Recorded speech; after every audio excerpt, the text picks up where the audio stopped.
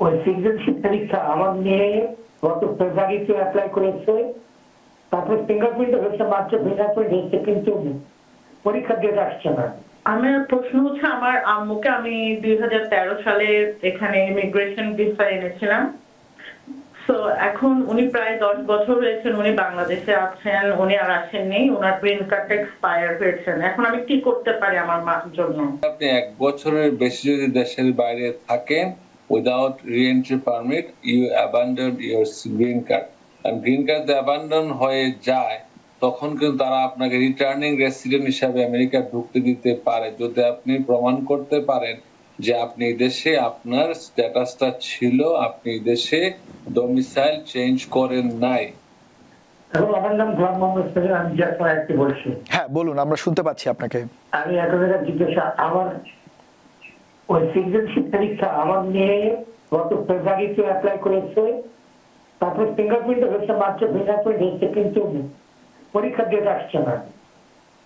আচ্ছা, মানে কার পরীক্ষার ডেট আসছে না, আপনার না আপনার মেয়ের?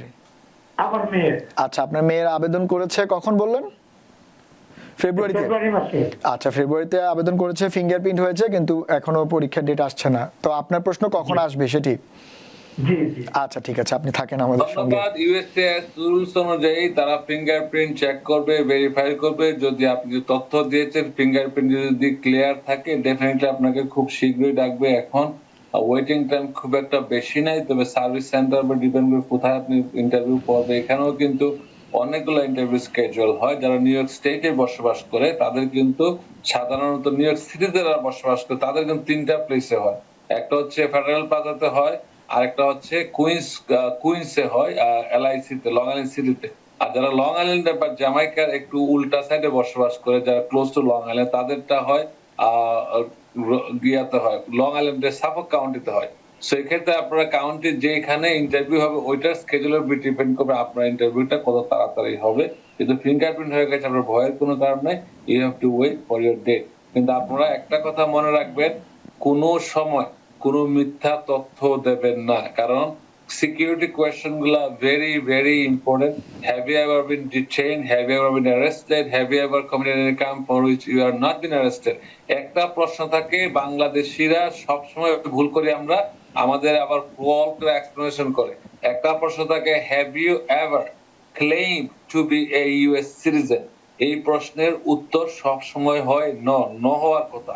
কিন্তু আমাদের বাংলাদেশিরা করে কি, ওরা যারা লিমিটেড ইংলিশ নিয়ে যারা কাজ করে, ওদেরকে হেল্প করতেছে, তারা বলে কি প্রশ্ন ইয়েস হবে, আপনি তো আগে একবার পরীক্ষা দিয়েছিলেন, এটা তো ইয়েস হবে। ইয়েস লেখা দিলে that means you do not qualify for US citizenship. আপনি আগেই বলতেছেন যে আপনি অতীতে সিটিজেনশিপ আপনি দাবি করেছিলেন, আর ওরা মনে করে পরীক্ষা দিয়েছিলেন কিনা। সেটা প্রশ্ন, এটা ইংলিশটা হবে আপনি, বাংলাটা হবে আপনি আমেরিকার কখনো নাগরিকত্ব দাবি করেছিলেন কিনা, এটা হবে নো। যদি ইয়েস, আবার ইয়েস লেখা বলে কি যে আমি তো একসময় পরীক্ষা দিয়েছিলাম এই জন্য ইয়েস বলছি। This is not the perfect interpretation. ধন্যবাদ মঈন ভাই, আসলে আপনি তো একটা প্রশ্নের অনেকগুলো সম্পূরক উত্তর দিয়ে দিলেন। আশা করি অন্যরা যারা রয়েছেন তারা এটা খেয়াল করবেন। আমাদের আরো একজন দর্শক রয়েছেন। দর্শক কে আছেন, নাম বলে প্রশ্নটি করুন। আসসালামু আলাইকুম, আমি ফ্লোরিডা থেকে বলছি। ওয়ালাইকুম আসসালাম, হ্যাঁ বলুন, আপনি শুনতে পাচ্ছি আপনাকে। আমার প্রশ্ন হচ্ছে, আমার আম্মুকে আমি 2013 সালে এখানে ইমিগ্রেশন ভিসা এনেছিলাম। সো এখন উনি প্রায় 10 বছর হয়েছে উনি বাংলাদেশে আছেন, উনি আর আসেননি, ওনার গ্রিন কার্ডটা এক্সপায়ার হয়েছেন। এখন আমি কি করতে পারি আমার মার জন্য? আপনি আবার আনতে চাচ্ছেন ওনাকে? জি জি। আচ্ছা ঠিক আছে, আপনি শুনুন, আমাদের অ্যাটর্নি মহোদয় উত্তর দিবে। মঈন ভাই শুনতে পেলেন? খুব ভালো প্রশ্ন। অনেকের ক্ষেত্রে এরকম হচ্ছে, প্যারেন্টস একটু বয়স হয়ে যাওয়ার কারণে তারা ভাবে দেশে ভালো লাগছে না, তারা দেশে চলে যেতে চাচ্ছে। কিন্তু ল হচ্ছে আপনি 1 বছরের বেশি যদি দেশের বাইরে থাকেন without re-entry permit, you abandon your green card.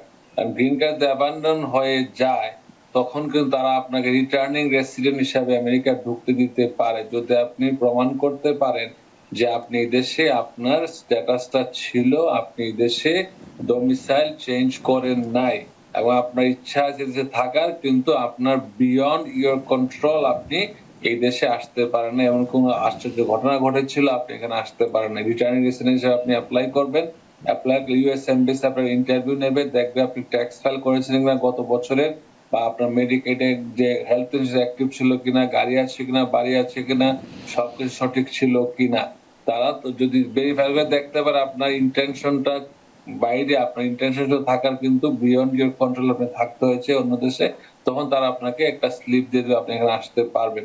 কিন্তু যদি আপনি যে টাইমটা বলছেন এটা হচ্ছে 10 years, is very big number. এখানে কোনোভাবে আপনি রিটার্ন অ্যাক্সিডেন্ট হওয়ার সম্ভাবনা নেই। আপনাকে তারা বলবে আপনি আবার অ্যাপ্লাই করে নিয়ে আসার জন্য।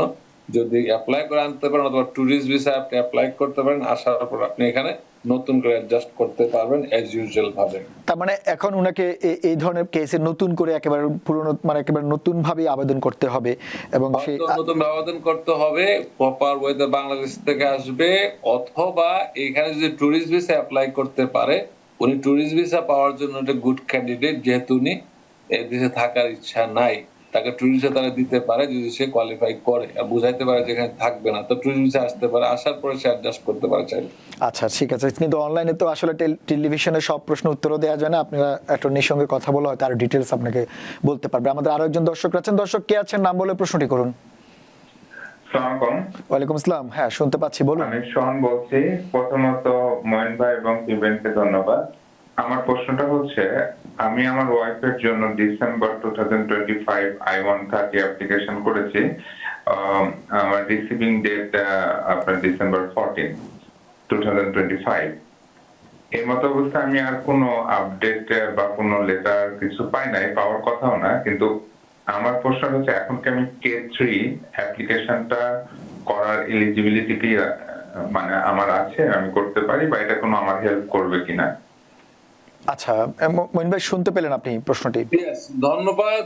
আপনি ডেফিনেটলি K3 অ্যাপ্লাই করার জন্য গুড ক্যান্ডিডেট। K3 শর্তই হলো যে আপনার I-130 পেন্ডিং থাকতে হবে। আপনার I-130 পেন্ডিং থাকলে আপনি এবং বিবাহিত অবস্থায় যদি থাকেন, মেরিট হিসেবে আপনি K3 অ্যাপ্লাই করতে পারেন। এখানে একটু প্রবলেম হলো এই জিনিসটা হচ্ছে, যদি আপনার এই I-130 পিটিশন পেন্ডিং যদি অ্যাপ্রুভ হয়ে যায়, যদি আগে অ্যাপ্রুভ হয়, তাহলে আপনার K3 ভিসার কোনো আর সুযোগ থাকবে না। কিন্তু বর্তমান প্রেক্ষাপটে আমরা দেখতে পাচ্ছি যে I-130 অনেক সময় নিয়ে অ্যাপ্রুভ হয়, সার্ভিস সেন্টারের উপর ডিপেন্ড করে। আপনি যদি চান আপনি K3 অ্যাপ্লাই করতে পারেন। K3 তে 12 থেকে 16 মাস লাগে।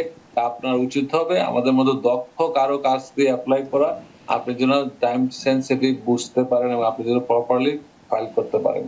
ধন্যবাদ আপনাকে। K3 ভিসার সুবিধা হলো এটা আপনার immigrant visa, non immigrant visa, তো কোনো বার নাই বা কোনো পজ এখানে অ্যাপ্লিকেবল না। ধন্যবাদ দর্শক, আপনি আশা করি আপনার উত্তরটি পেয়েছেন। আপনাদের কে আছেন লাইনে, আপনি একটু নাম বলে প্রশ্নটি করুন।